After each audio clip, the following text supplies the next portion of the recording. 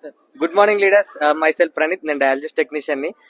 Present నేను doctor Mahender గారితో ఉన్నాను. చాలా మంది వెస్టీజ్ సప్లిమెంట్స్ వాడడానికి లేదా వెస్టీజ్ ప్రొడక్ట్స్ వాడడానికి అనుమానపడుతూ ఉంటారు కదా. ఒకసారి డాక్టర్ గారి మాటల్లో మనం విందాం ఏం చెప్తారో. Sir Hi, good morning. This is Dr. Mahinder. నాది ఎంబీబీఎస్ అయిపోయి డిప్లొమా ఇన్ ఎమర్జెన్సీ మెడిసిన్ అయిపోయి మాస్టర్స్ ఇన్ ఎమర్జెన్సీ మెడిసిన్ అయిపోయి నేను as a consultant emergency physician critical care గా ఒక 3 హాస్పిటల్స్ లో జాబ్ చేస్తూ ఇది పార్ట్ టైం గా చేస్తున్నాను. దీంట్లో అన్ని ప్రొడక్ట్స్ ఉంటాయి, అన్ని రకాల ప్రొడక్ట్స్ ఉంటాయి. మన బయట దొరికే కిరాణా షాప్ లో దొరికే ప్రొడక్ట్స్ ఉంటాయి. కానీ మన దాంట్లో ఫుడ్ సప్లిమెంట్స్, హెల్త్ సప్లిమెంట్స్ అంటాం. అంటే మనం తినే ఆహారంలో పోషకాహారం లేకపోవడం వల్ల డెఫిషియన్సీ వస్తున్నాయి, విటమిన్ డెఫిషియన్సీ, మినరల్ డెఫిషియన్సీ వస్తున్నాయి.